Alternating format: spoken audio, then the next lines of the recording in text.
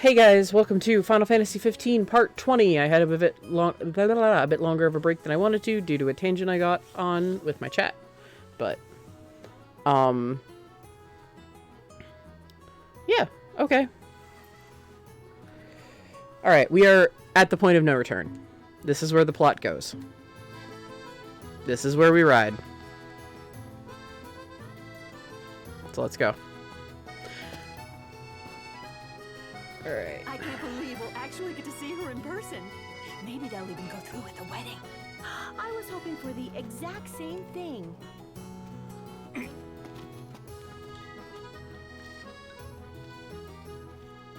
Yep, alright. I am sure.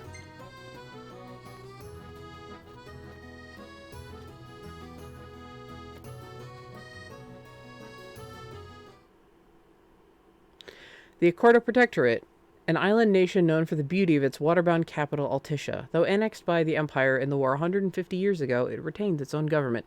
Holy shit, look at that shot.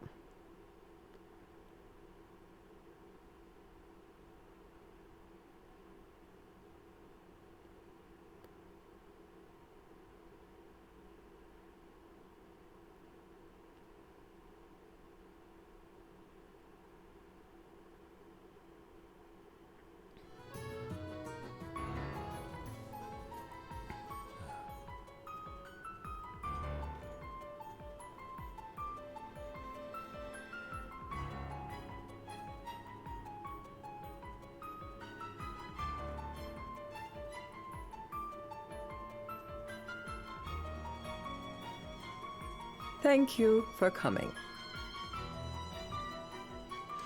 The negotiation is about to begin with First Secretary Claustra. Engage her in a manner befitting a king, and strive to win her trust and cooperation. So, I remember the first time through, I actually managed to get the best result without looking a damn thing up, so let's see if I can wing that again. No sweat. First things first. Express gratitude, probe knowledge, pry into private affairs. No, thank you. Thanks for coming to greet us in person.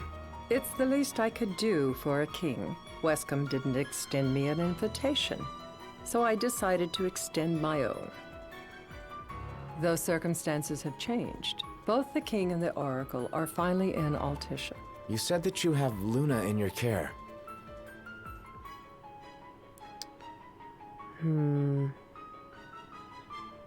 No, we're concerned about Accordo. Anything else puts a bad light on, her. Doesn't that pose a risk to your nation? Is the king concerned for our relations with the Empire? But it's true.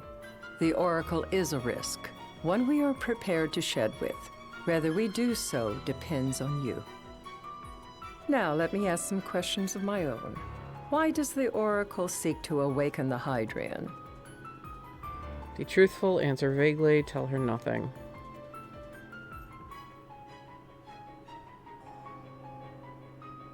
Be truthful. She wants to forge a covenant so I can receive Leviathan's blessing. The answer I wanted to hear.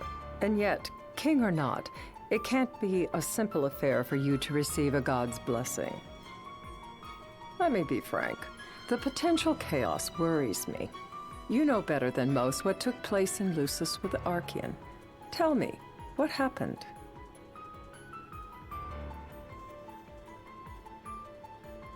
Be truthful, don't be cheeky.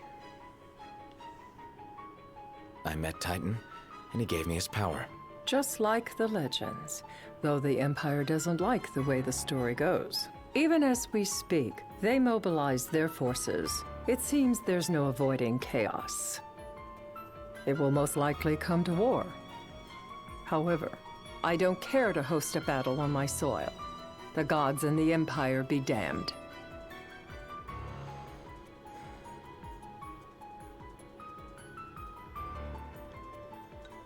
Okay, let's show concern for the city then.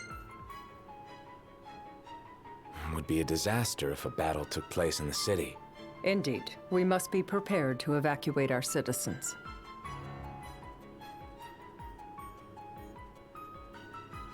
Just be blunt. She's blunt. And that's the deal you want to make. Perceptive and direct. Makes things that much easier when you can dispense with the dance. Without further ado, let us talk terms. If you wish to hold the right, you must ensure my citizens' safety and aid in their evacuation. Okay. Why would I suggest... No. Feign apathy. No. No, I'll help. I'm on your soil. All right. I'll do as you ask. I'm pleased to hear it. As long as the people's safety is assured, I have no qualms with your right. And that is not all. Once the rite has begun, I will not be accountable for what follows. You are on your own. All right. Not a problem. We know how to take care of ourselves. Thank you. I'm sorry we cannot do more, but as I'm sure you are aware, few armies can stand against the might of the Imperial fleet. That is all for the terms. To review, you are to ensure our citizens' safety and engage the Empire. Do we have an agreement? Yeah, amicably, yes. That is the best course. All right. Let's fight together as allies. Allies? Such a vote of confidence. Well, you can trust us to do our part and keep the Oracle safe. A final warning, though I doubt it'll come to it. My duty is to my citizens. Should any harm befall them, there will be a reckoning for both King and Oracle. Empathize with her. No, she's threatening me. Returning the threat also seems stupid.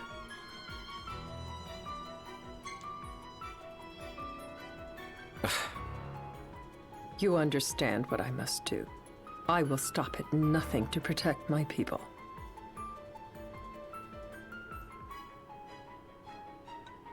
Quiet again.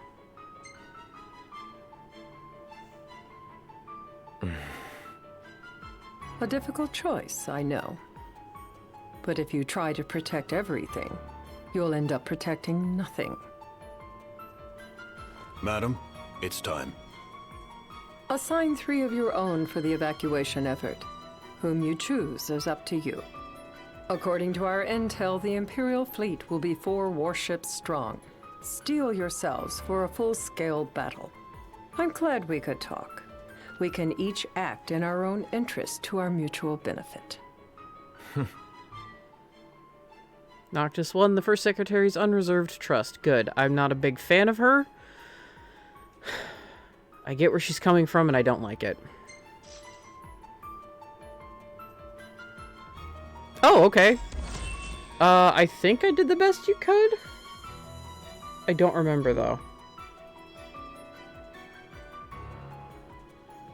Considering I won her unreserved trust. But yeah, I'm not a big fan of her. I get where she's coming from, though. I just can't don't like promise something I can't help. Of course. You certainly opened up to them, though. What can I say? I have a soft spot for the young and tragic. They've lost Regis. They've lost the crystal. Was it so long ago the last oracle was taken from them? We've seen the Empire go mad these 10-odd years.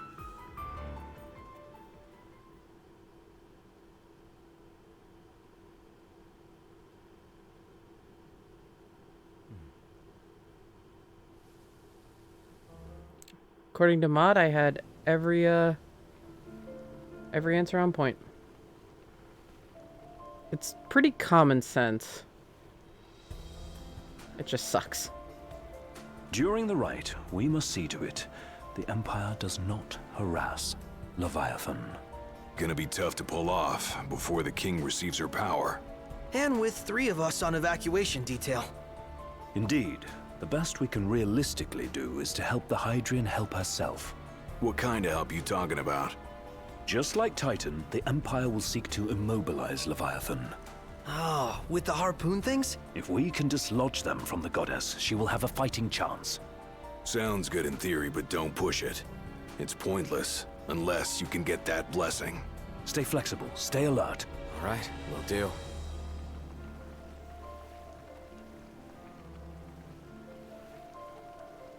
Oh, prompto, nervous photo taking.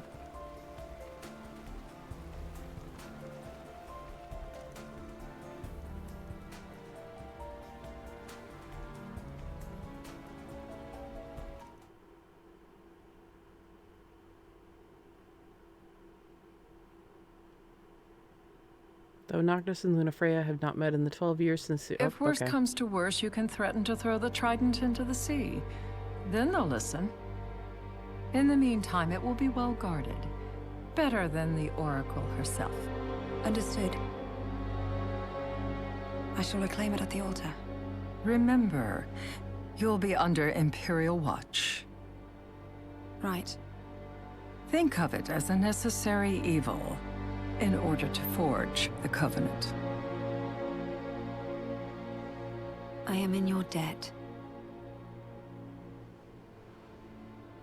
Once it's over, you may go as you please.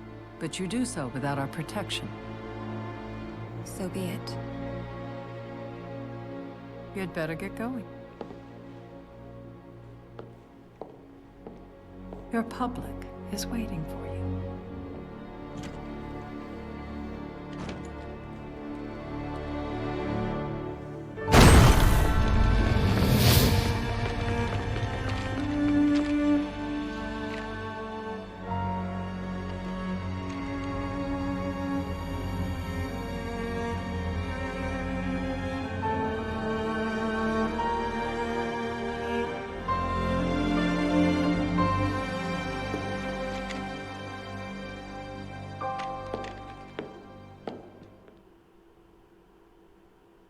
Badass.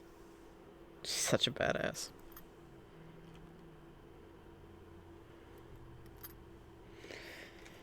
Alright, I think the time is coming where I'm gonna have to meet myself soon.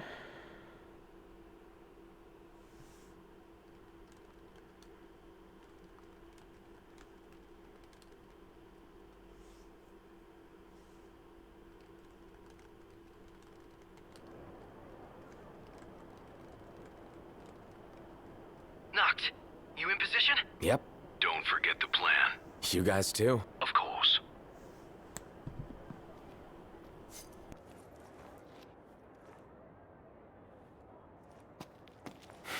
Talk about a crowd.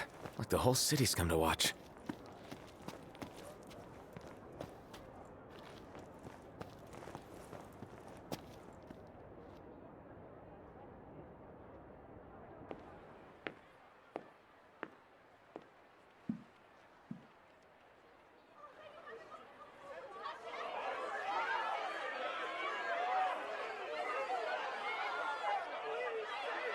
Dear friends, I stand before you today. With little hope the words I speak shall reach beyond these walls. For slowly but surely the light fades from our world, and as it does, the shadows shall loom ever longer until all succumbs to the darkness. Darkness that evokes terror, hatred, and sorrow in the hearts of men. The ashes of Lucis. A dream of peace, twisted into a nightmare of death and destruction, claiming innumerable lives and leaving myriad souls to suffer. Luna. Yet I beg you, do not surrender to despair. Have faith, for our gods watch over us. By their blessings, by the stars that light the heavens above, our world will be delivered from the perils of the dark. I stand before you here in Altissia to call upon Leviathan, goddess of the seas, spirit of the deep. By the sacred rite, I will commune with the Hydrian. But first, I offer you my solemn vow. On my honor as Oracle, I will not rest until the darkness is banished from our world. and the light is restored.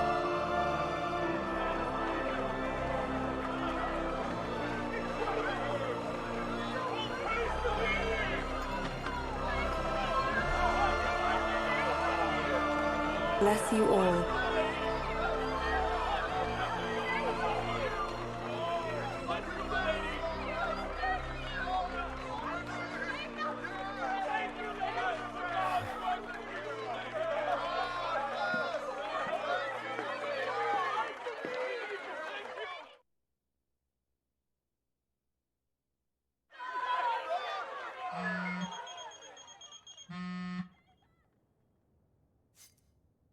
Knocked.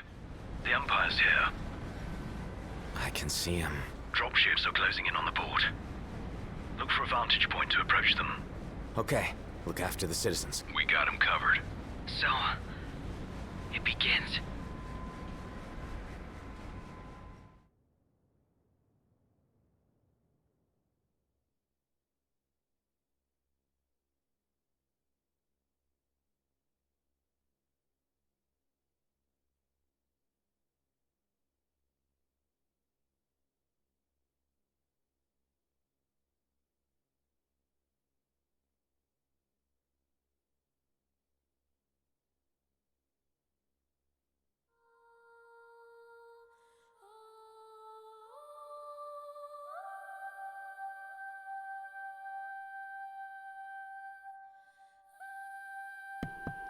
I'm gonna be mostly muted through this.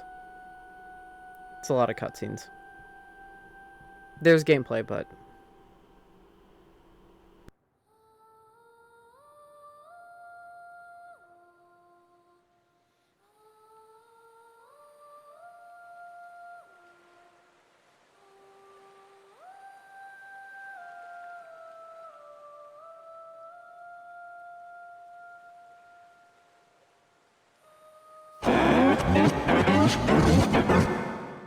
It is I, Luna Freya, blood of the Oracle.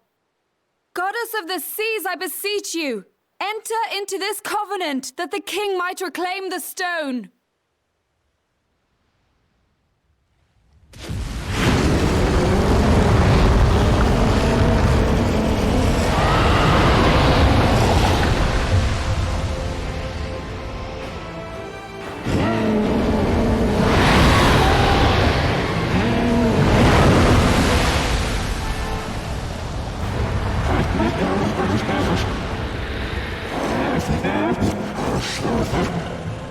I do. Knocked. The Hydrian has awoken. The civilians? Almost there. We'll join you when we're done. The Empire has the Hydrian surrounded. Hurry, Knocked. I'm on it. Then the right's already begun. Most likely. Time to lend the Hydrian a hand.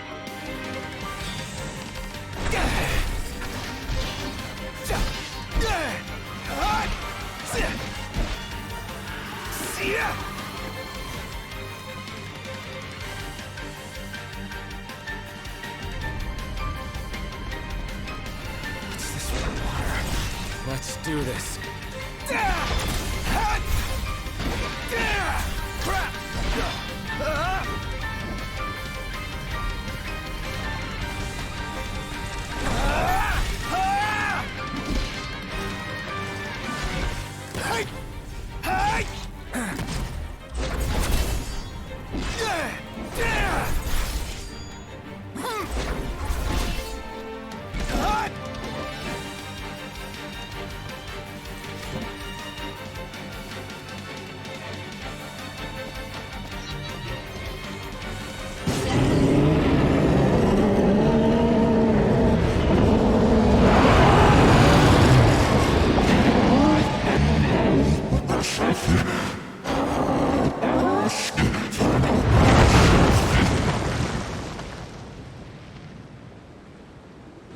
I know what you must know.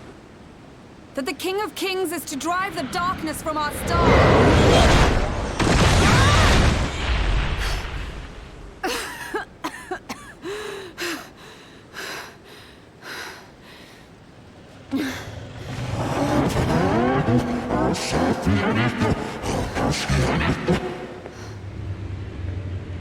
It is in receiving mercy that men offer praise, and in shedding grace that the gods solicit worship.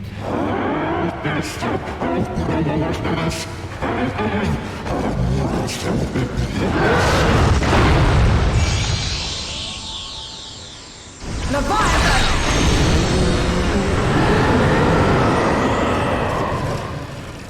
I vow, the king will prove himself worthy.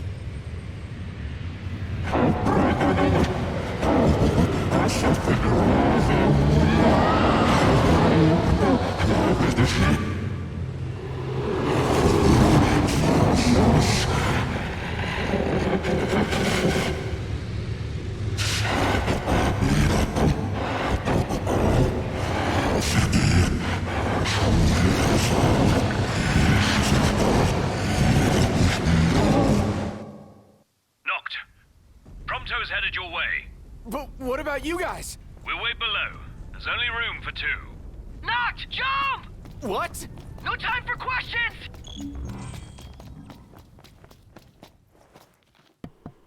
Quick in. This is one of my favorite segments with Prompto. It's just fucking cool.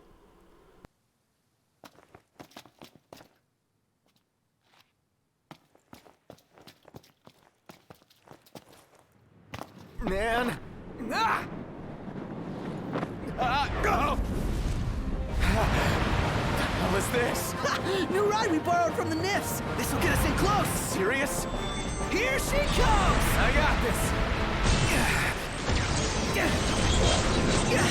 I'll get as close as I can. Then it's up to you. All right. Won't be long.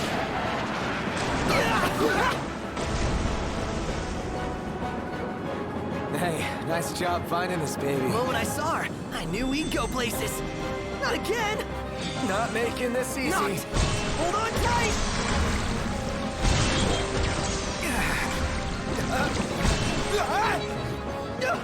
Dude, don't let go. That's up.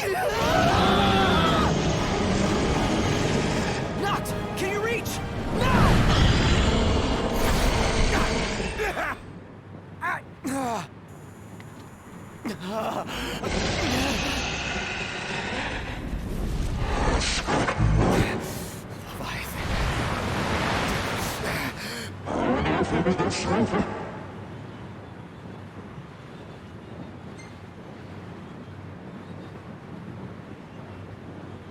I need your power.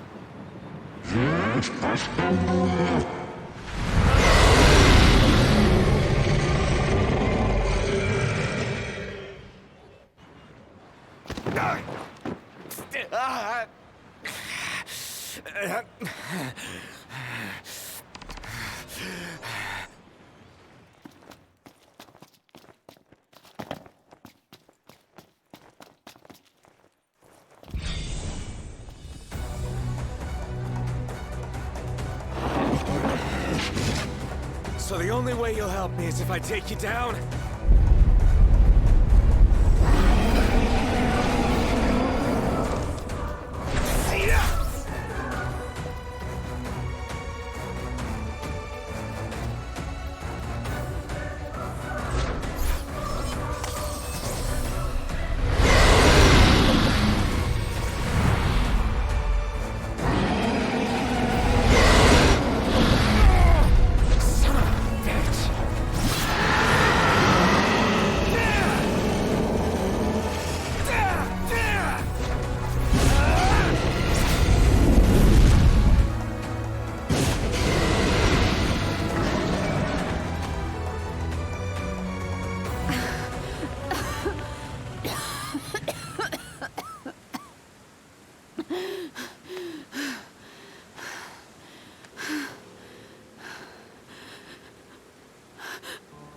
Now, about that ring. On second thought, you let him have it.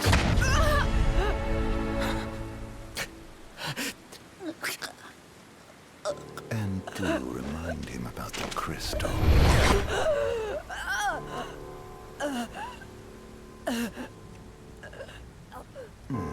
Oh, Prince, your bride awaits! I will pass the ring to the rightful king.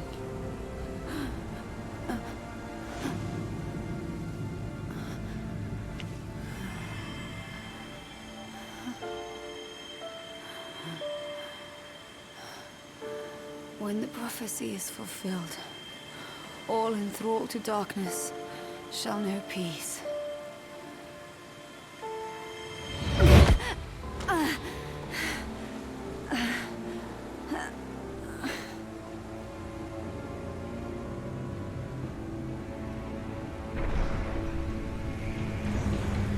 How sweet.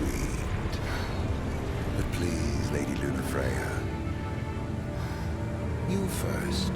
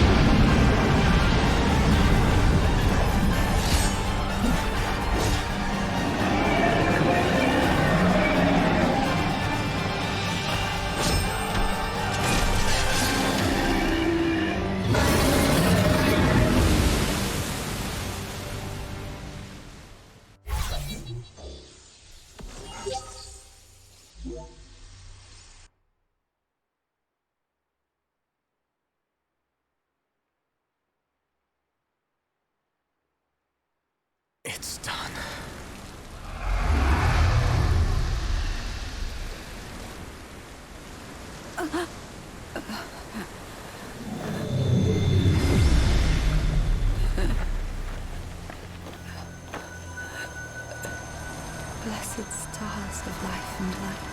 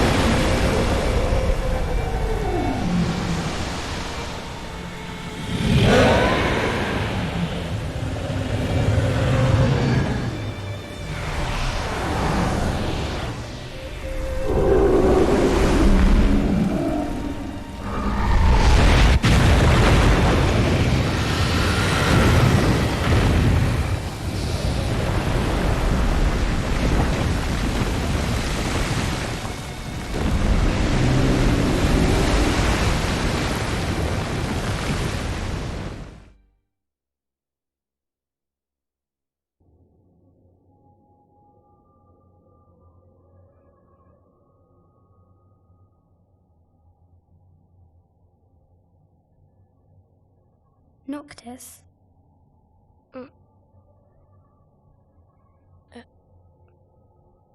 Luna?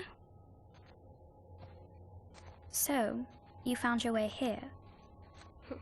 And you found me. A chance to see you once more. Who would have thought? Well, what do you mean? Why wouldn't you see me? Because my prayers have been answered. My calling fulfilled. But that doesn't have to come between us. You are the one, Noctis. The stars shine for you now. That which is yours by right shall be restored to you. Do you remember the flowers of Tenebrae? It seems so long ago. You'll find they await you still, looming from hill to vale. Will you be there?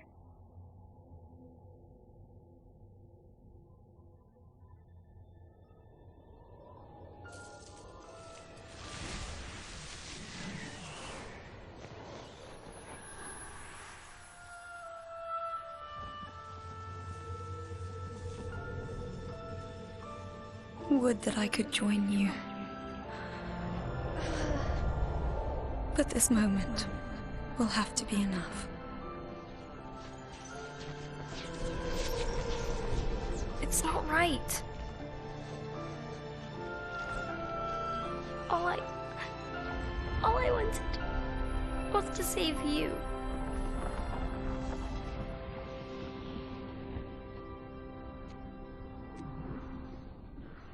When the world falls down around you and hope is lost. When you find yourself alone amid a lightless place.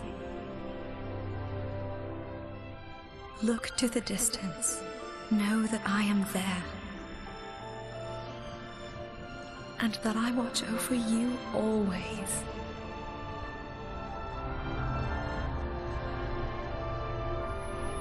Farewell, dear Noctis.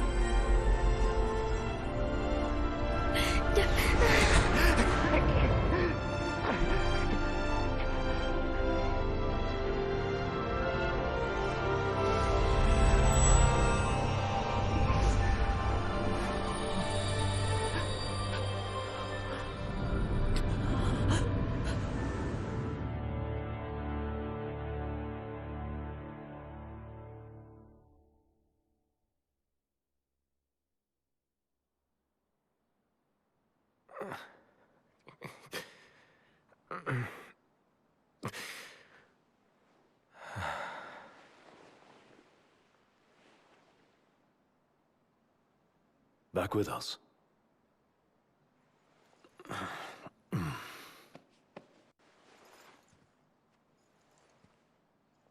I'll tell the others.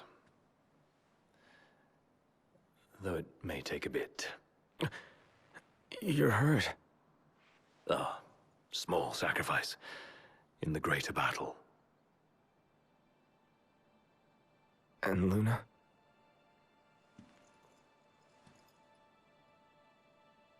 She has passed.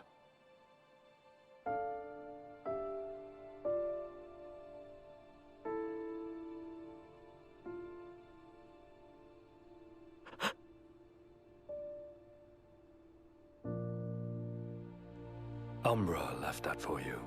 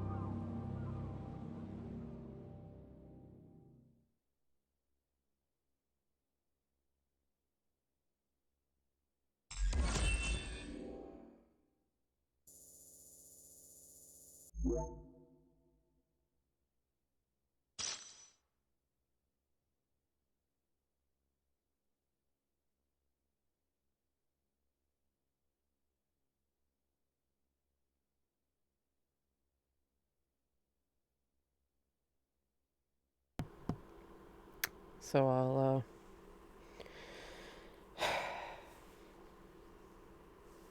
I'll let that resync in.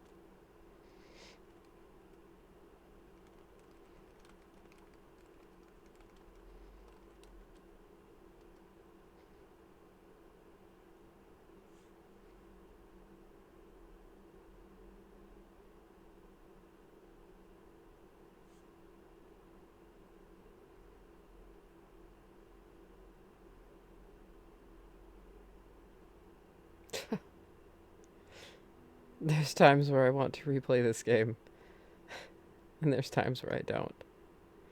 I want to play it again, says my insane mod, for the third time in a year.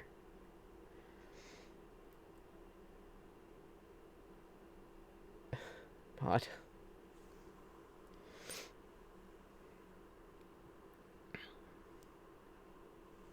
I can't even, like, do my playful banter. I just...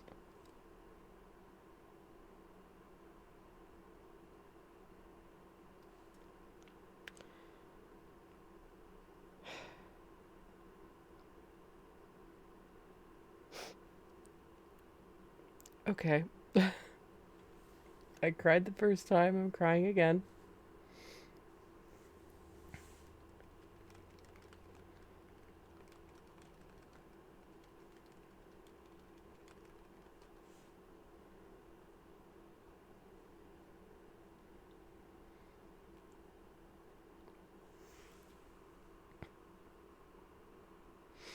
Oh, you guys are gonna hear me cry on stream through this game. It's fine. It's fine. It's not fine, but it's fine.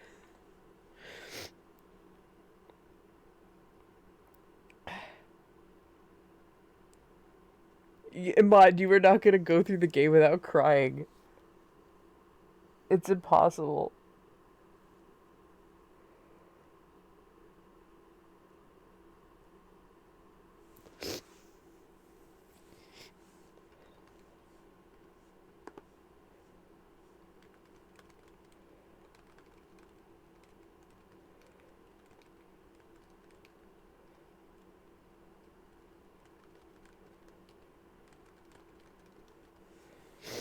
Oh, this set off my allergies.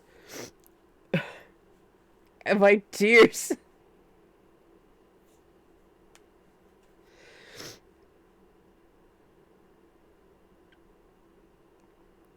Ugh.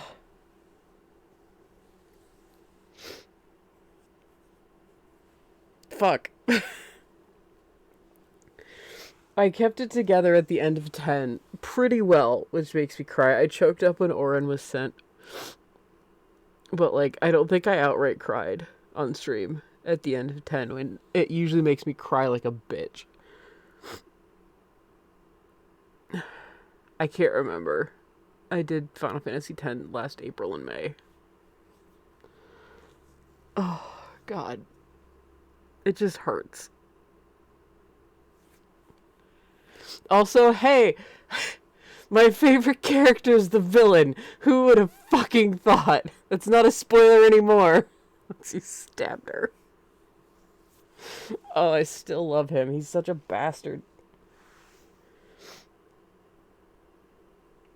No, you're not. We're not talking about this. But, all right, we gotta keep going.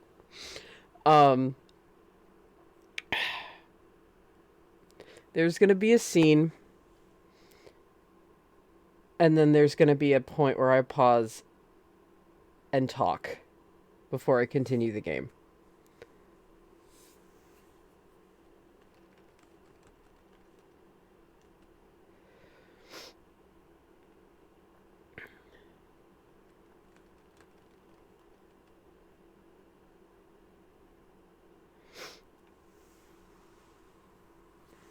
But, yeah.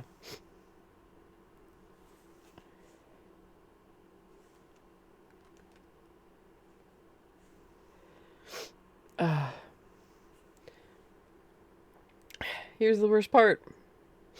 This isn't even the worst chapter.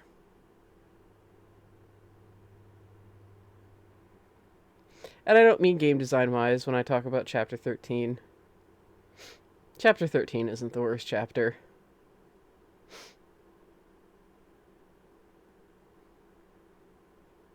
Well, I'm talking game design-wise, excuse me. My brain is scrambled with sadness. No, you can't lighten the mood. It's dead and it's gone and it's under the water and it gave us beautiful words I want tattooed on me.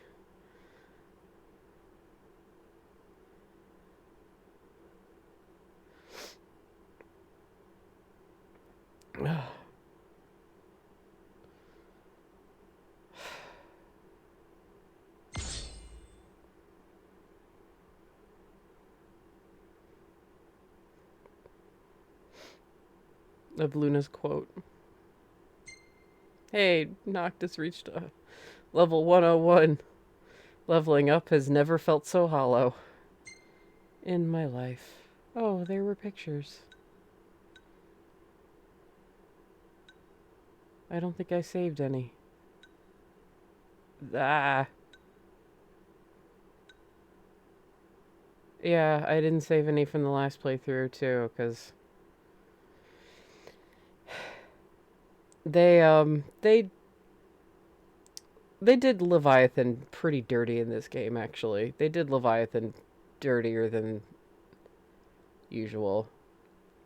Usually Leviathan's a fan favorite, and the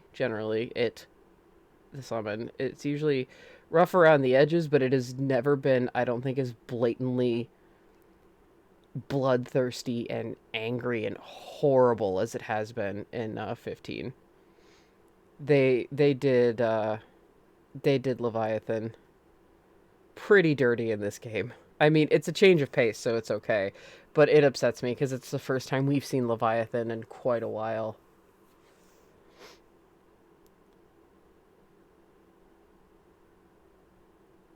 I got all excited to see Leviathan, and I was crushed when I found out that she was a bitch of the highest order.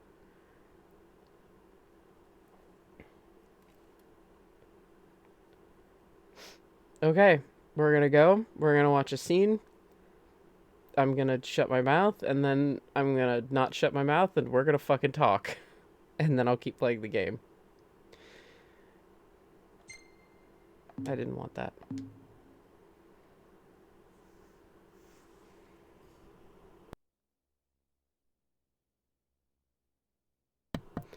Chapter 10, The Heart of a King. Across the water and onto the rails, the royal retinue makes for Grallia, the imperial capital. Their objective, reclaiming the crystal, that they might reclaim their homeland. However, the ring's weight proves too much for Noctis to bear.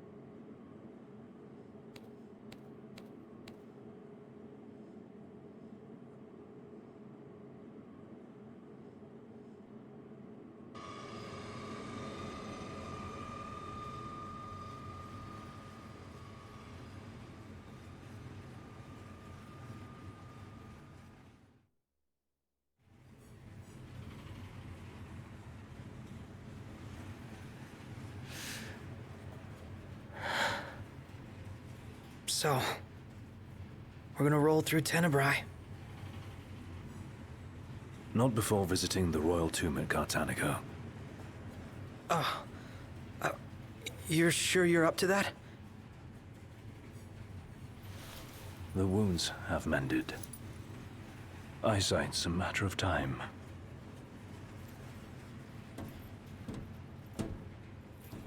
What the hell is wrong with you? What? We're not stopping in Tenebrae. You need to grow up and get over it. I am over it. I'm here, aren't I? Maybe when you're not too busy moping, you can look around and give a shit about someone worse off than you. Let go of me. How's that ring fit you? You rather carry it around than wear it? She gave her life so you could do your duty, not so you could sit around feeling sorry for yourself. You don't think I know that? You don't! Ignis took one for you too. And for what? Enough, Gladio. You think you're a king, but you're a coward. Shut up! Don't do this! I get it, all right? I get it! Then get a grip. Pull your head out of your ass already.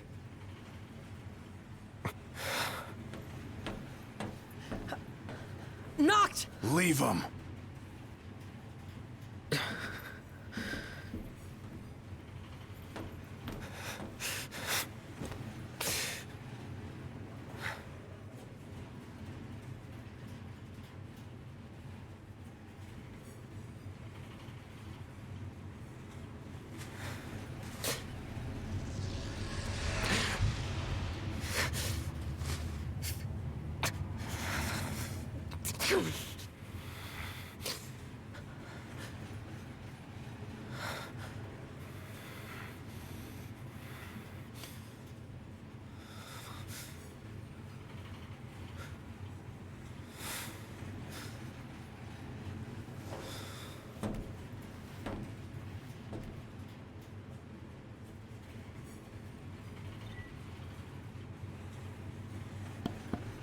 Okay, I forgot we could actually roam around the train.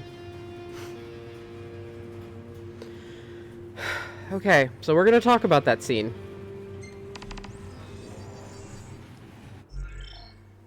We're actually gonna pause the game and talk about that scene. This is important. That's why I'm pausing. It's crucial. This is the point where a lot of people who didn't really like Gladio or did like Gladio. This is why I have the no character bashing rule in place. Because after this scene, a lot of people immediately turned and went, fuck Gladio. He's awful. He's horrible. He's a piece of shit. He sucks. I can't stand him. I hate him. I've seen it everywhere. I've seen it everywhere. Everywhere. You can find anti-Gladio posts everywhere. It's much harder to find anti-Noctis posts and anti-Ignis posts and anti-Prompto posts. You can find anti-Gladio posts everywhere if you know where to look. It's not that hard. You can Google it. So let's break this down a little bit, because I think it's important. And first off, by breaking this down, I'll talk about my initial reaction. I was pissed. I was pissed. I was told that there was a point in the game where I would hate Gladio. I wasn't told when it was. I wasn't told what it was for. I was told by someone who had previously played the game that they thought he was okay enough, and then they got to a certain point, and then they just outright hated him, and that he was only good for eye candy. I didn't hate Gladio after this, but I was very angry. Gonna get a little serious here on stream, I'm sorry, but this is... it's relatable. A lot of... pretty much everyone in stream right now knows, but for those of you watching later, I lost my dad. When I was young. I was 18. I lost my dad when I was 18. Very unexpectedly. Came out of nowhere. I had people essentially tell me the same thing that Gladio told Noctis. Get over it. You've had enough time. Get over it. So that really hit a sore spot with me. Like I'm gonna get emotional again. That really hit a sore spot with me. And I'm sure it hits a sore spot with a lot of people who have experienced loss. And not to say that just because I lost my dad, you know, like anyone who has experienced loss of a loved one, someone who is dear to them, it's gonna rub them the wrong way. It's gonna rub you raw. This chapter is the worst. It's the worst in that it shows you how human they all are. Because you've seen them be brothers up to this point, and you've seen them get along, and this chapter just takes it all and rips it and just rubs you raw in all the worst ways, and it's very good at it. It's a masterful chapter, and I hate it. So we're going to start with the fact that my initial reaction was to be very, very, very angry at Gladio. I was pissed. I was super pissed. It hurt. I felt attacked, personally. Because, again, I've had people tell me that. Get over yourself. You've had enough time. Get over it. Let's unpack even further. Essentially, since the beginning of the game, we have seen the Chocobros through nearly every day. There have been a couple of times where they've said, a few days later. A week later. Mainly around the time of the Archean and getting the Regalia back. And you can imagine, you can fill that in with strategizing, you know, trying to find out where the Regalia is, talking to Sydney. This is after the loss of a loved one. I can understand why the game didn't want to tell you the tedium of getting the Regalia, of moving through Altissia, of Noctis recovering, of Ignis recovering, because guess what? Ignis is blind.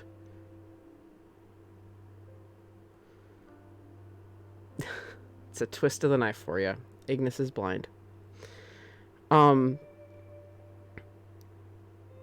And I still disagree with Gladio that, in the line of, look at other people who have it worse off than you. Everyone struggles in their own way. Gladio is very emotional, and when he gets angry, he goes off. I also get that. I've got a temper too. Woo woo. I say a lot of things I don't fucking mean. So let's unpack. We have spent every day, essentially, with the bros from the beginning of the game. Every day with them. This is the first massive time jump. Several weeks later implies close to a month. Or maybe over. It could be a little over a month later. So Noctis has been like this for several weeks. He has been quiet, antisocial, not putting on the ring, kind of apathetic to everything. He's grieving. It's a real thing. Everyone grieves in their own ways. Catatonic mod chipped in, yes. Everyone grieves in their own way, and there is no wrong way to grieve. Here's the problem. Oh no, my whole thing disappeared. God damn it. I need to find, like, the essay I had typed up.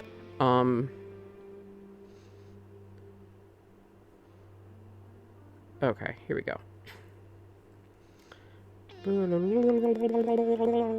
Okay. So, Gladio is a man with a warrior mentality. He is the king's shield. He has to be strong. He cannot show weakness. I unpacked that a little bit in my criticism of episode Gladiolus, about how if we were ever to see Gladio be weak, that would have been the time. And he has told Noctis before, I will carry you when you can't move. And Prompto is obviously just trying to help Iggy.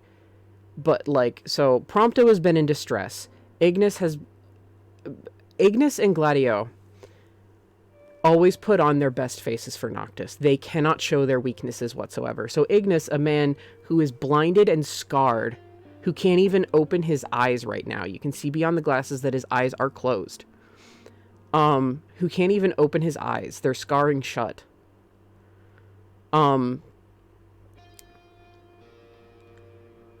That even he's putting on, he's not showing how much pain he's in. He's saying that sight's only a matter of time, when we all know that he's lying. And Noctis has just been, it's implied that he hasn't been sympathetic towards it. That he's just kind of shrugged everybody off. That they all came to him and he has been upset. And it's okay to push people away when you're grieving. I've done it. Here's the thing.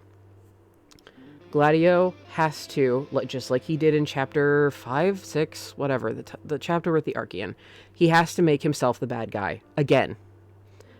Especially in this chapter, because nobody else will. We're told that it's a jump, but we don't see it. For the first time, we don't see it with them. We don't live it with them. So it seems very immediate to us that Luna is dead, and then suddenly Gladio's telling Noctis to get over it. That's not the case. It has been weeks. And of course, the grieving process takes longer. They don't have that time. Noctis doesn't have the time. He doesn't have the leisure of time to grieve. He is a king. His father died. He grieved as he moved on with his friends. He was able to laugh, but this hit so close to home. The love of his life died, and one of his best friends was injured for him. He feels responsible, and he internalizes it, and that makes him push everyone else away. But he can't afford to be doing that right now. Not for weeks. It's his duty as a ruler to step up. Gladio is tired of carrying him. He's tired mainly. I think Gladio's anger stems from Ignis feeling like he needs to carry Noctis. Ignis was the one who put a stop to it. What he said to Noctis was undeniably cruel. Get over it. Pull your head out of your ass. We're not stopping in Tenebrae. It was all undeniably cruel. I'm never going to say it's not, because trust me, hearing that just, it hurts. It hurts me. But Noctis has a duty as a king to continue on. And there is actually a huge localization issue, and I will point out when we get there, because I actually have the time to do so. In this very stream. But there was actually a localization issue, a little bit later on, and, part of the reason Gladio is so polarizing here, if you do some research, you'll find out that Gladio is actually very loved in Japan. He's polarizing mainly in the, I guess just the, excuse me, hiccup, in the North American. Like, I don't know if he's just polarizing in America or if it's just like in the English translation in general, if people in Europe feel the same way. In the West. Okay, he's very polarizing in the West. Thank you, Maud. But he's very beloved in Japan. So there are cultural differences. And a cultural difference, this is made by Japanese game devs. A cultural difference is generally, and I'm speaking in very general, very, very, very, very, very general terms. In Japan, it's common to take the stance of you grieve, but you move forward while you grieve. This is a very drastic case of that. Gladio was trying to get Noctis to do something other than sit. He was trying to get him to move. Because Prompto wasn't going to. Prompto's trying to help Ignis. And Ignis is going to still try to coddle Noctis, because that's what Ignis does. Ignis takes care of Noctis. Ignis is not going to stop putting on a brave front for Noctis, and Prompto's not going to stop worrying about Noctis. Gladio has to make himself the bad guy. He sees it as his job, as his duty. Not only as a shield, but as someone who loves Noctis. He loves him as a brother. We've seen that. And Prompto's trying to help Ignis, and Ignis is still with them. Ignis, his sight is gone. He sacrificed his eyes. And calls it a small price to pay. Imagine yourself going blind and calling it a small price to pay. Now imagine one of your best friends going blind. And you just hear them call it a small price to pay. Because I'm sure Noctis is not the only person he said that to.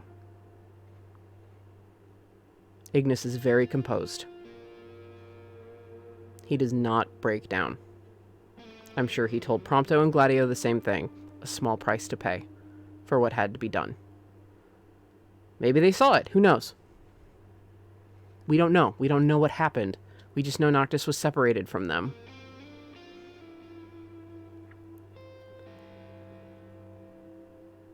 And in this state, Ignis isn't really in a shape to give Noctis a lecture either.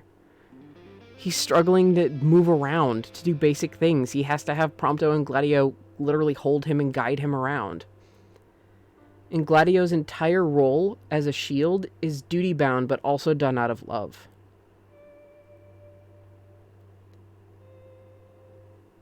And he can't cave in and go, look, I'm so sorry. We can't see Gladio break down.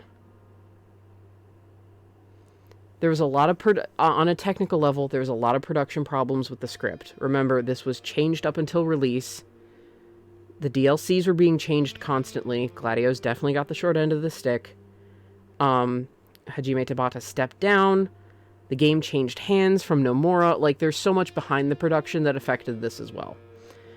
Gladio was the one who is shafted on character development the most. It's both an in and out of universe thing. He genuinely cares about Noctis. He He wouldn't put himself in the position to be the bad guy if he didn't care about Noctis.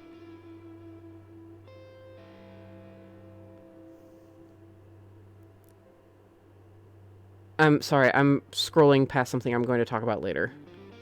And think about the role of a king's shield. You can't show weakness. Like, oh god, this went into spoiler territory.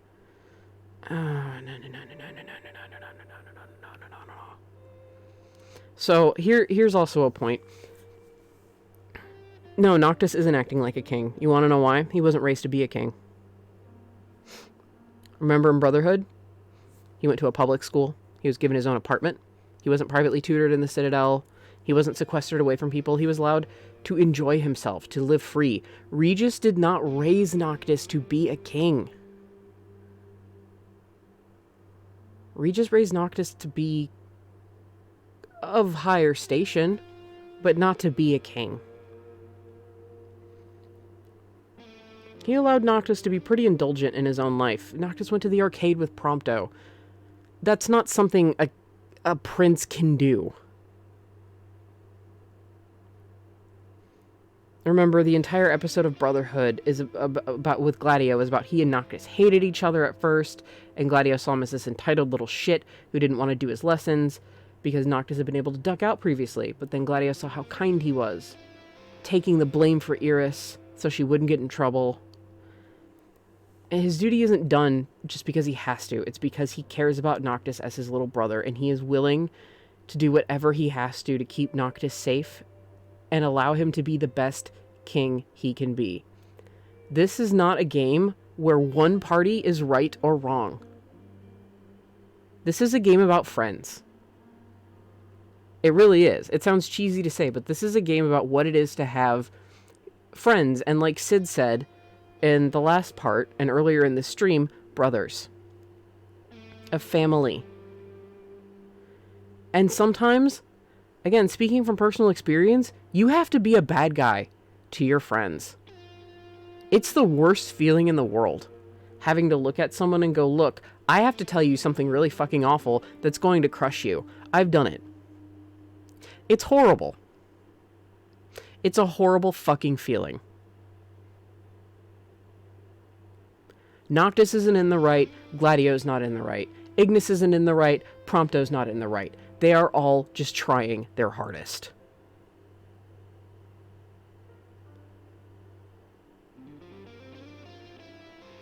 Noctis wasn't trained to be a king, but Gladio was trained to be a king's shield. Of course they're going to clash. Gladio was trained to protect a king, someone who was raised as a king. Noctis was raised as a teenager. This is the story of being human and how we all err. Regis erred in that aspect of not preparing Noctis more for the crown. Noctis erred in pushing his friends away. Especially after Sid said they're your brothers, don't hide anything from them. Gladio erred in letting his temper go out of control. Nobody is blameless. And it's a really common trope in a lot of medias today to show, so in media, just across the board. Video games, TV, books, whatever. Like any media that you imbibe, any kind of entertainment, movies, to show a character breaking down for some kind of catharsis. People are annoyed that a character, for example, in Kingdom Hearts, didn't have a full meltdown after spending a really long time in a very traumatic environment where they had PTSD. PTSD can manifest differently because instead of having a dramatic, that person having a dramatic breakdown. People are still butthurt over this, and Kingdom Hearts 3 came out 2 years ago. But that character had a duty first and foremost, and they tried like hell to push their trauma aside for that duty. And they fail in some instances. But they damn well tried their hardest. But when people don't see that catharsis of a character breaking down and saying sorry and getting teary-eyed or admitting that they were wrong, it makes people salty. Gladio is literally a character where we cannot see him break because this is not Gladio's story. Ultimately, this game is not from Gladio's perspective. That's what I mean by it's not his story. This is not from Gladio's perspective. It is from Noctis's perspective. And he has a duty as the king's shield to not falter and not break.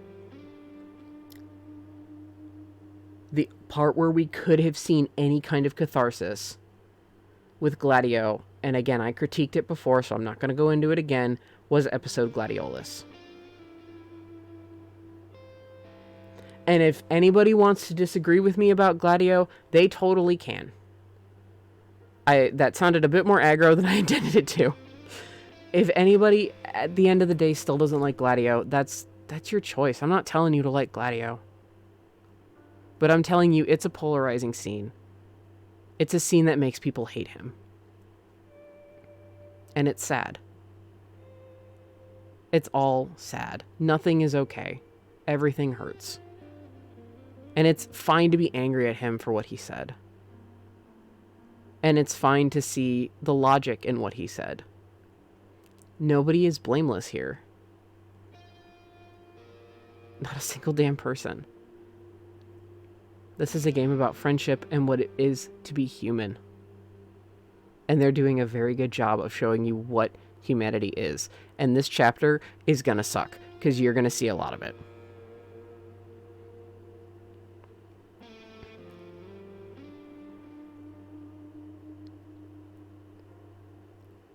Gladio, in general, is the kind of character that needs to be thought about more than seen to really get to the heart of who he is. And that's partially due to who he is and what his role is, and partially due to the game having a very tumultuous development period until it was released. And in some cases, a pretty hard whiff on localization.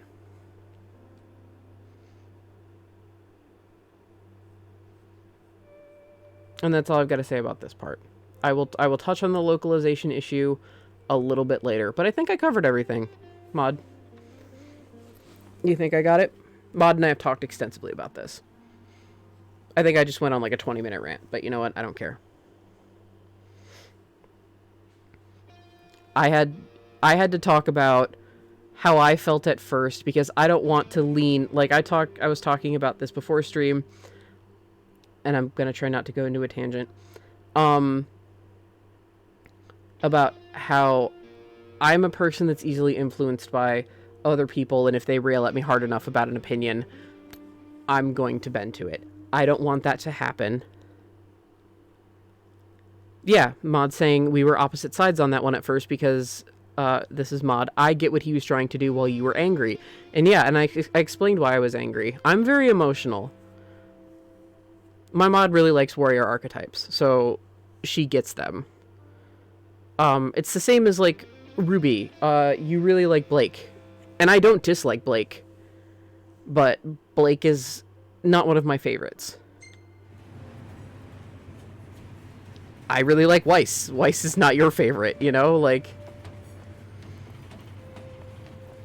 So, that's my gigantic 2 cents about Gladio. You can like him, you cannot. It's okay. But this is what's being conveyed. And it's a really difficult thing. With that said, let's keep going.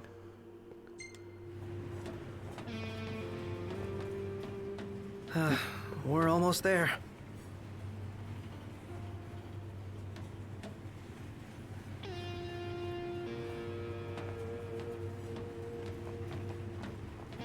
Those men in black are spooking me out.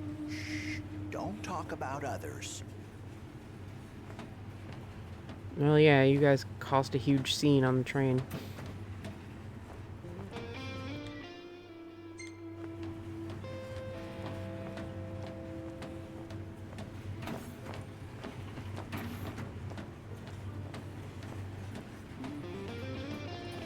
What are we checking? Potentially checking? Ah. The passing of the Oracle. The Oracle, Lady Lunafreya of Tenebrae, lost her life when summoning the Hydrian, when her summoning of the Hydrian went terribly awry. Lady Lunafreya was swept under the Altissian waves alongside her fiancé, Crown Prince Noctis of Lucius. Despite falling unconscious for several days, the prince made a miraculous recovery and is currently being treated.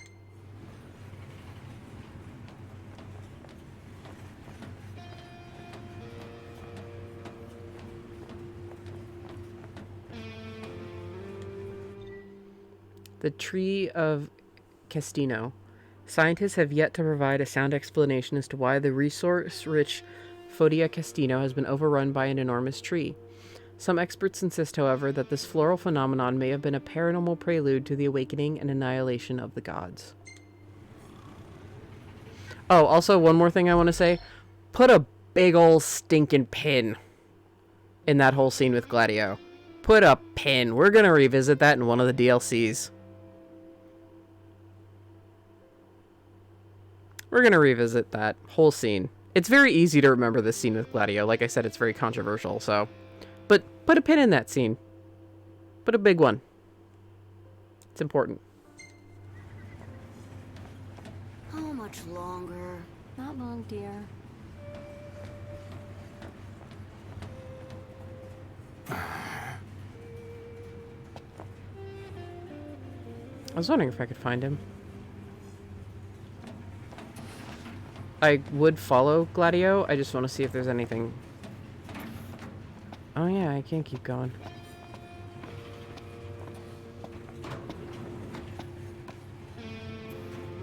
That's really cool.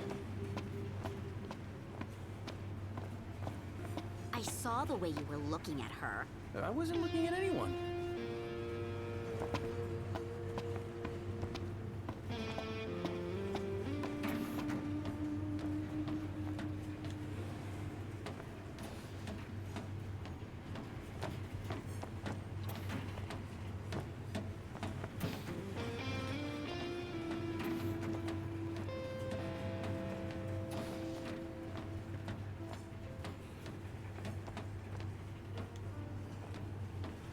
High Commander Fleury has been deemed accountable for Altissia's tragedy and sentenced to execution. Lord Ravis Knox Fleury was promoted to the Imperial Army's top post amid the turmoil of the failed peace talks. The High Commander's primary responsibility was restoring stability to Lucis, yet his campaign against the Hydrian ended in disaster, incurring monumental losses for the Empire and collateral damage to the area. So... Quick note, the Imperial fleet that was there and was trying to and the one that was trying to take down Titan as well, that was all Ravis trying to stop Luna, because what is heavily implied and explained a little bit later, but it's okay to explain it now, is that the Covenants were slowly killing Luna.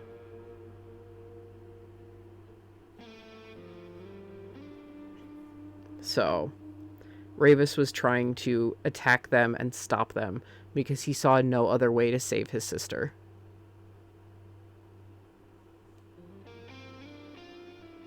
And now he's sentenced to death. In the wake of the Tidemother's wrath, the government of Accordo has declared a state of national emergency. On behalf of the nation, I would like to express our relief that King Noctis has survived. The towering waves that swept over Altissia left great destruction in their wake. It will take time to rebuild our lives. That said, the damage done to our fair capital would have been far more severe were it not for the aid of the King and the Oracle. First Secretary Claustra also pledged the government would continue its search for Lady Luna Freya, whose current whereabouts remain unknown. Her body disappeared beneath the waves and they never found it. High Commander Fleury has been deemed... In the wake of the... High Commander... Okay, those are the only two bits of info we get. I can practically hear the First Secretary giving that speech through her teeth. Good. What I wouldn't give to see her again. Bro, you're lucky Noctis didn't punch you out. What you wouldn't give. Graulian Medal of Distinction. Oh joy. Alright, that's where we stop. Do not enter, cleaning in progress. And I can't run, it makes you walk. So, They charge us an arm and a leg for this slop? That's Imperial quality for you.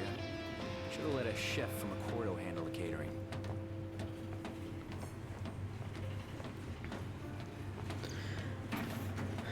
So yeah, the Imperial attacks were Ravis trying to save his sister.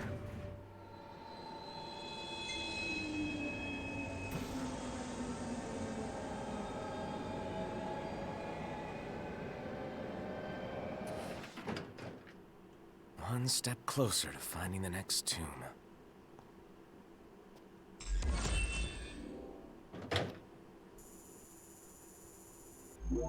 And hey, we've actually got a couple of side quests to do here.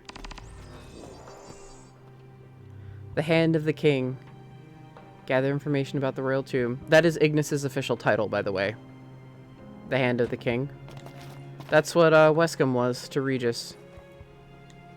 He was the hand.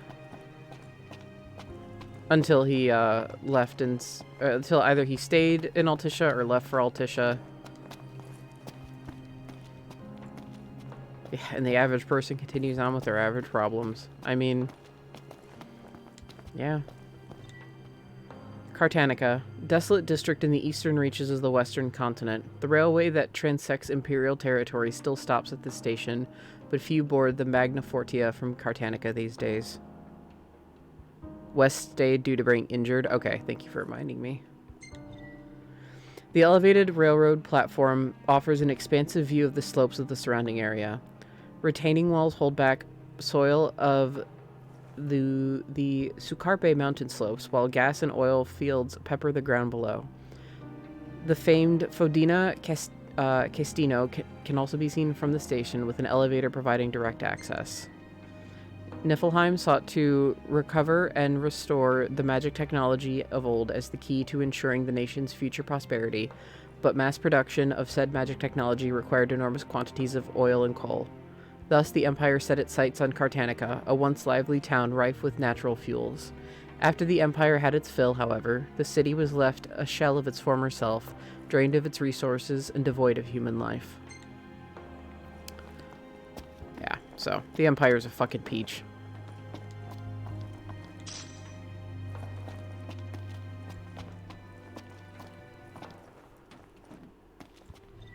Let me just... oh, that hurts. Oh. Iggy.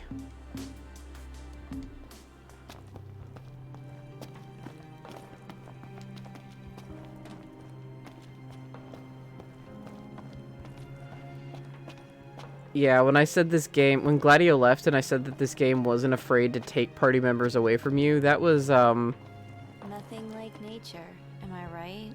More like nothing but nature. that was foreshadowing. It was me foreshadowing by dropping that casual comment. That they're not afraid to do fucking anything to your party.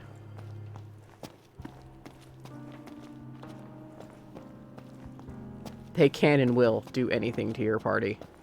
It'll still be some while until we reach Tenebrae. Hopefully we hear some good news about Lady Lunafreya before then. I hope she's okay. Me too. I'm hoping for another miracle.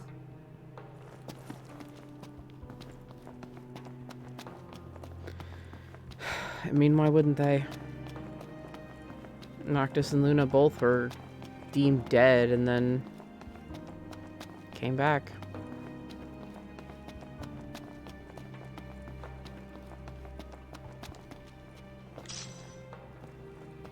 Oh.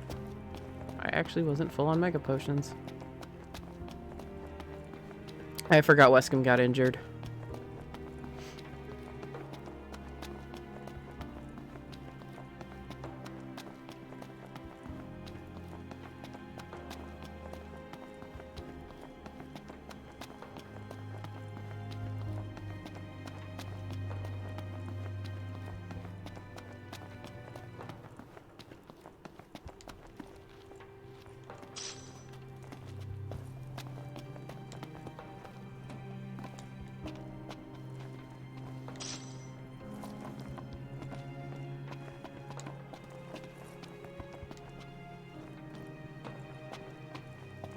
Oh.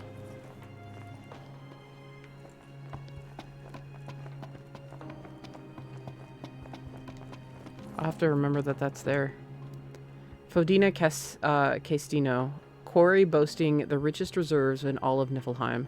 After the mine shut down, a variety of wild plants dug their roots into the rubble, defying the natural terrain and gradually transforming the arid basin into a makeshift marshland. Although the quarry lies in Imperial territory, the mines are said to house a royal tomb. Local legends say the oldest king in Eos is interred within, but many Cartanicans dismiss these claims as mere fabrications, tall tales trumped up by Imperials trying to appropriate the legacy of Lucis for themselves. The truth about the tomb lies buried somewhere beneath all the silt and soil.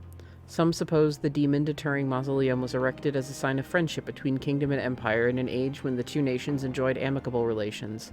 The scars of war are visible across the land, while symbols of peace remain hidden from our sight.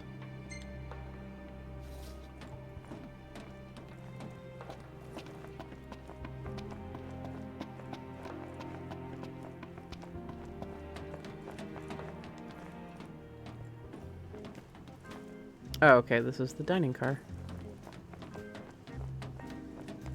Oh! Welcome. Hey. What's on your minds?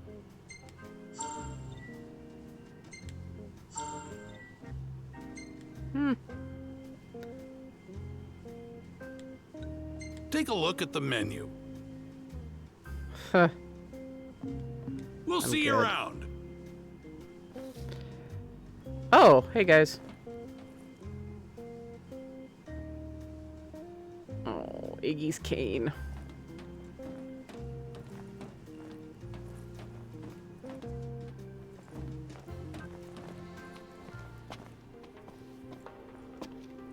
Alright, who's got the quest?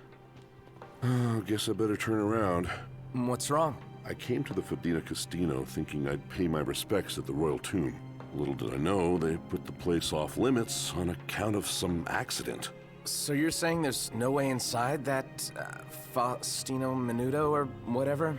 Fodina Castino. Where there's a will, there's a way, I suppose, but I wouldn't take my chances if I were you.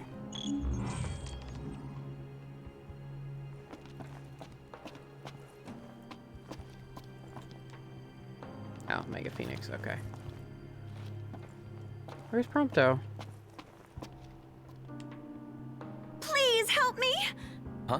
Oh, please, sir. Could you help me look for Yelro, Jaro, Becky, and Joe?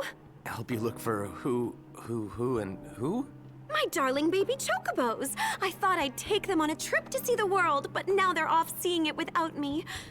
They can't have gone too far. They can barely flap their wings. Oh, they must be so scared. Won't you help me find them? Yeah, okay. Jeez.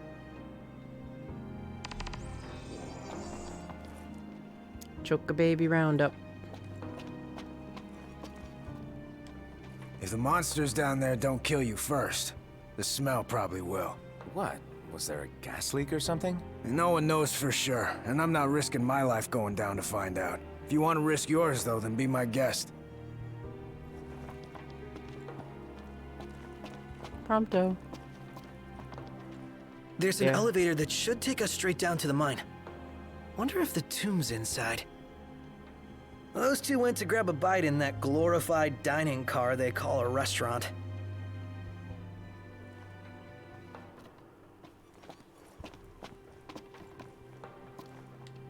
Hey kid, help me out here.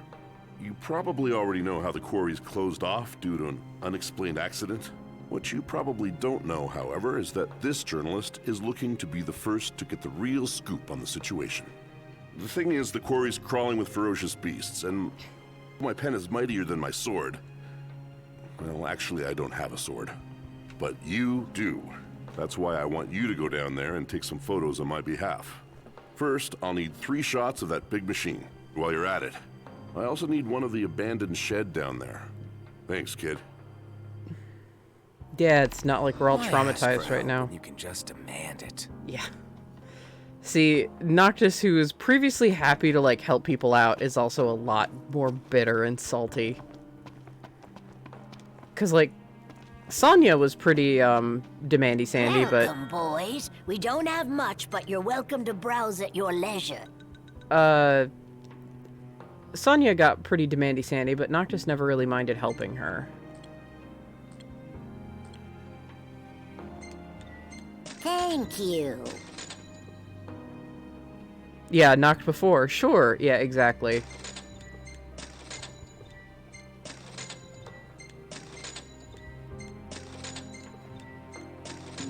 Come again. Knocked before, knocked now. Eat my ass, reporter. Pretty much. I'm not gonna be able to find the fucking choke. Oh, there's one. Come back here.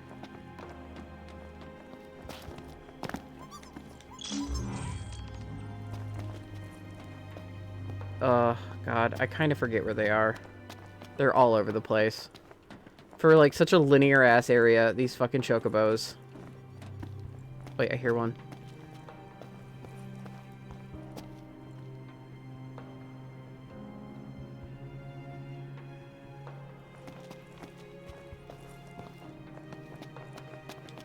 Is it on the train? No, okay. I heard one squeaking, but... Let's see if there's any this way.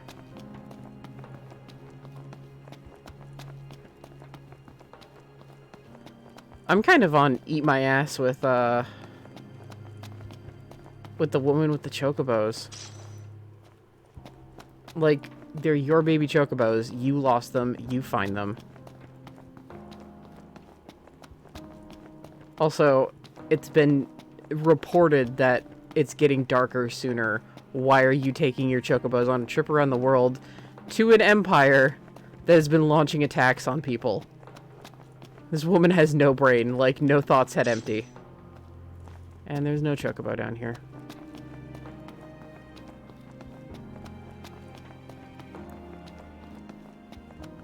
They are babies, I agree, they're wonderful, but I mean, they'd be better off in the care of Wiz.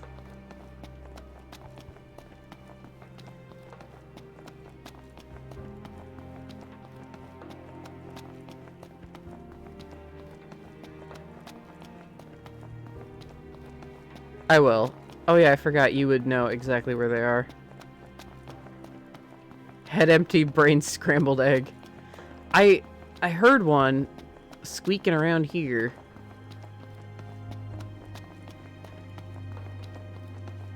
And then that's why I stopped and turned around, and then I stopped hearing it.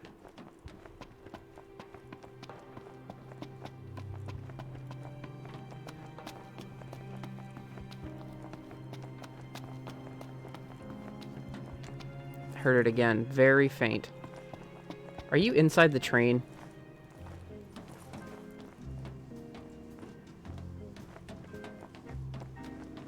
I'm not even gonna make a fucking joke and be like, hey guys, you seen any chocobos? That's mean. It's a low-hanging fruit and it's a mean one.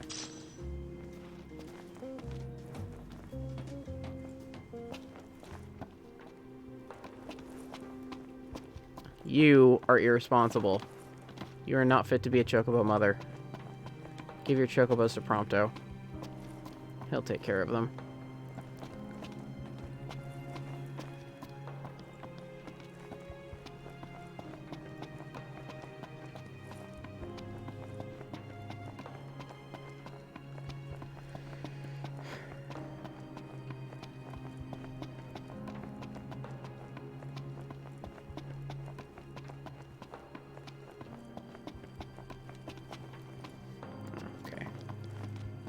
There's got to be one down over there.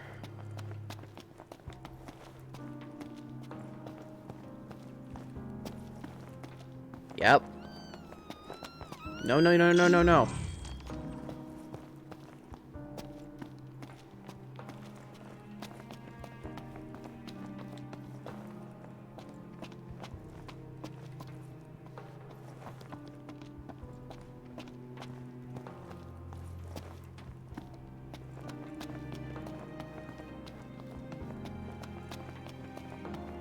I thought one of them was really far down.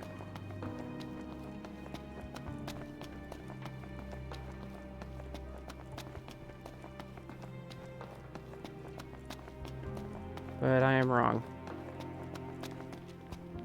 I thought I remembered chasing one far down. So I heard them very faintly. It could have been the same chocobo in the train area.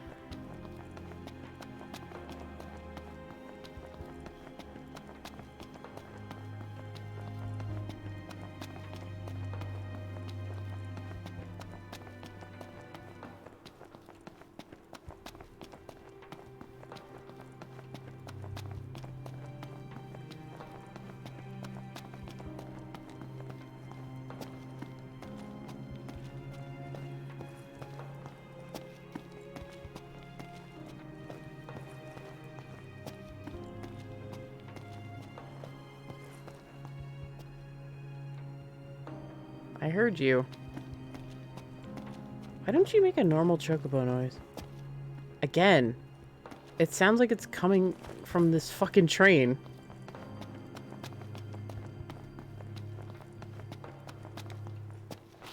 Yeah, but all the doors are...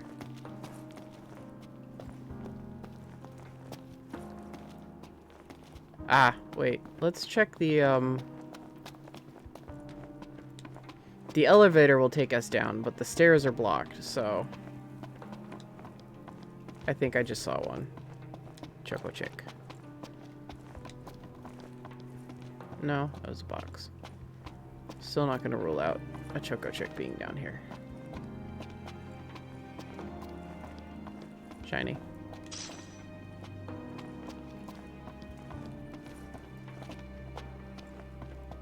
Aha! That's where I kept hearing it. I knew I was right. You little scamp, get back here.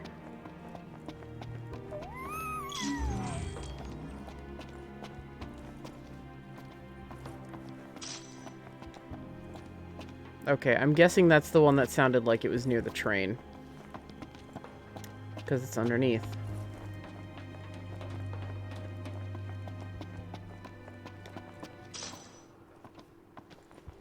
I'm not even mad at the Chocobo Chicks for being Chocobo Chicks. They don't know any better.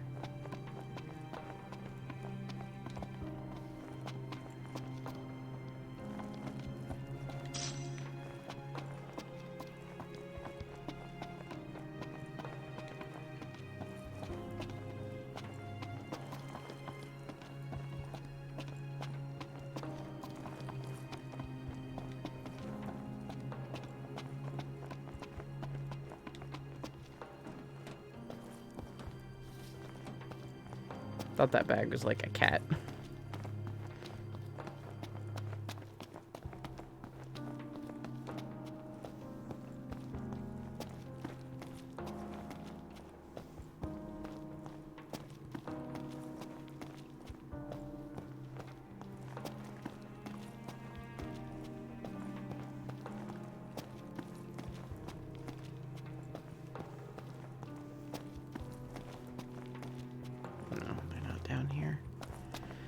I was waiting to see if I could hear the faint chirping, but nope.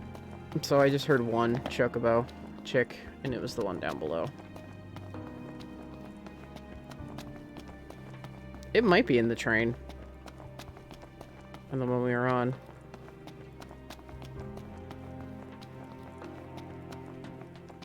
Mod just confirmed it in a DM. I was just like, for the love of God and all that is holy. Where's the last one? Just to save time. Like, as I was musing, maybe it's on the train. She's like, yeah, it's on the train. Yeah, I see you.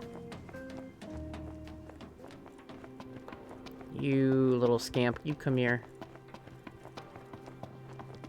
No, you come here. You. That makes 4. He even sounds more annoyed. Don't blame him.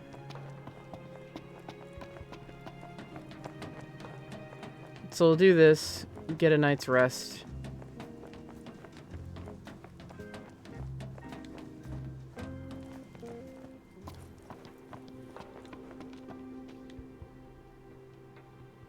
Thank you.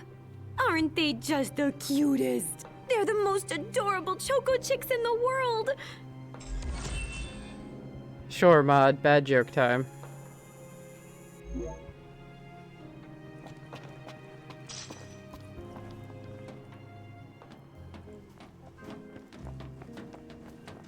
Maybe Noctis needs to eat a Snickers.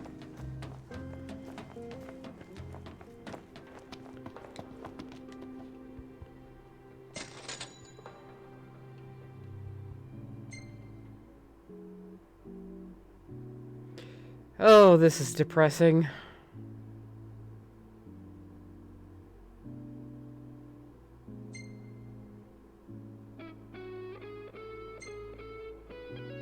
So Noctis is talking to Prompto, at least. Or a little bit.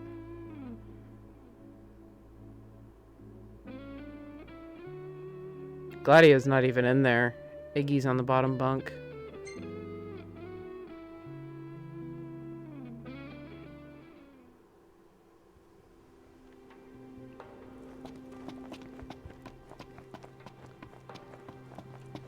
Prompto didn't even have any pictures.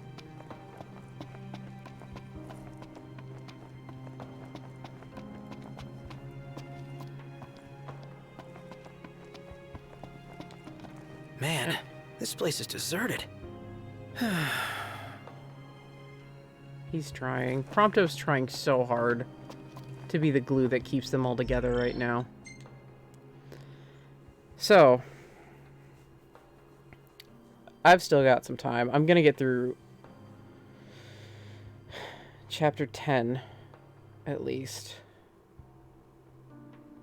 I think I have time to do that. Well, I'm trying to say, do I have time to do that, Mod? Get through chapter 10 and have room to breathe?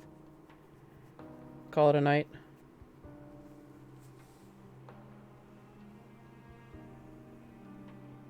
Eh.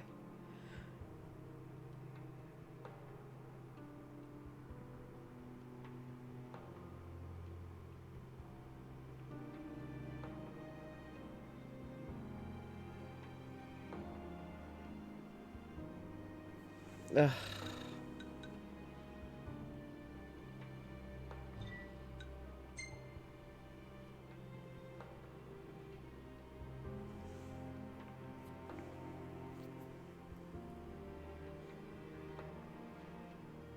So I don't have time for it. I don't remember how... I remember being yelled at. I'm gonna be yelled at regardless. Oh God. Well, is it better to run late today or do it on Sunday when I'm on a time limit, you know?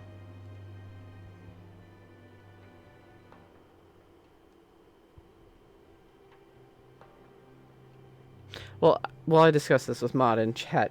Those of you on YouTube, you don't need to worry about this, so take it easy.